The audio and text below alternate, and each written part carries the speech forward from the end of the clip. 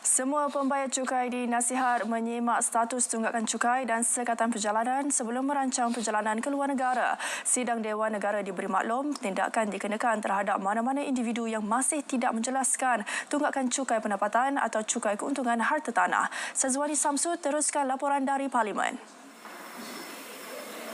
Ya, Atirah, sehingga Februari lepas, Lembaga Hasil Dalam Negeri LHDN telah mengenakan sekatan keluar negara melibatkan 182,666 kes. Daripada angka itu, 171,571 individu mempunyai tunggakan cukai pendapatan sehingga Februari lepas. Manakala 11,095 kes pula merupakan individu yang mempunyai tunggakan cukai keuntungan harta tanah.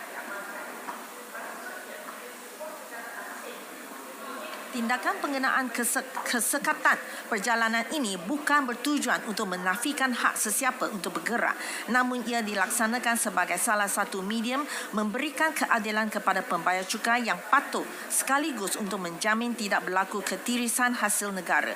Ia juga sebagai langkah untuk melahirkan komuniti pembayar cukai yang patuh dan bertanggungjawab yang berkongsi kemakmuran mereka dalam usaha secara bersama-sama membangunkan negara.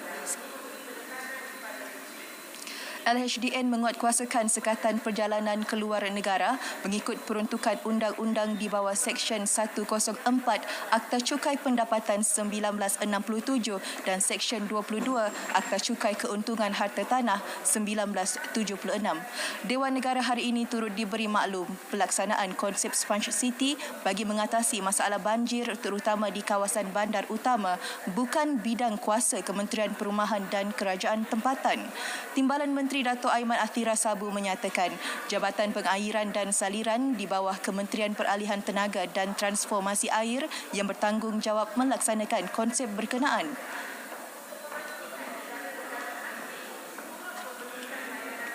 Adapun keseluruhan yang disebutkan oleh Yang Berhormat Senator itu bolehlah dibincangkan bersama-sama dengan semua kementerian kerana pelaksanaan Sponge City ini memerlukan kerjasama the whole nation dan juga the whole government. Kementerian bagaimanapun sedia memberi komitmen sepenuhnya dan bekerjasama dalam mengatasi isu berkenaan. Kementerian Perdagangan dan Komoditi kini sedang membangunkan model bagi menyatu serta mengurus kawasan getah tidak bertoreh. Mekanisme itu juga bakal menggariskan penetapan pendapatan tetap pekebun kecil untuk menggalakkan keterlibatan golongan muda dalam sektor berkenaan. Langkah berkenaan juga diyakini berupaya menangani isu kekurangan tenaga kerja.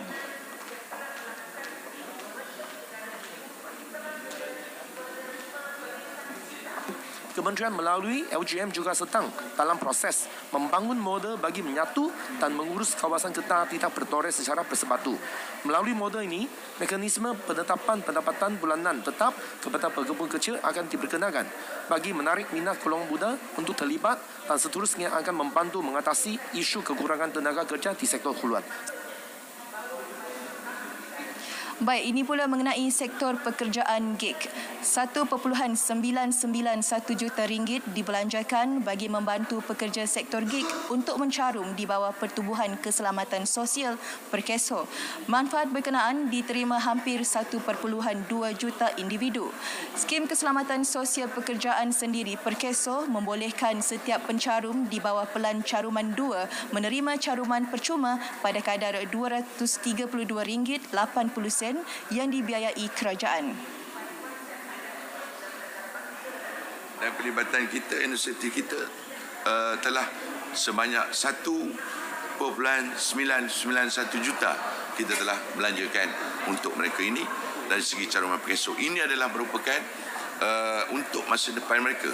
Untuk masa depan mereka yang mana kalau berlaku apa-apa kepada mereka ini, Perkeso inilah yang akan boleh membantu kembali kepada OBS ini, orang yang bekerja sendiri ini.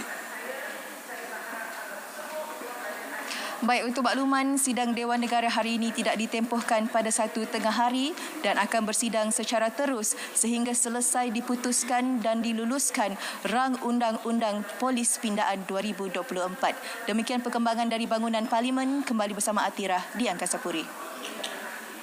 Terima kasih Sazwani.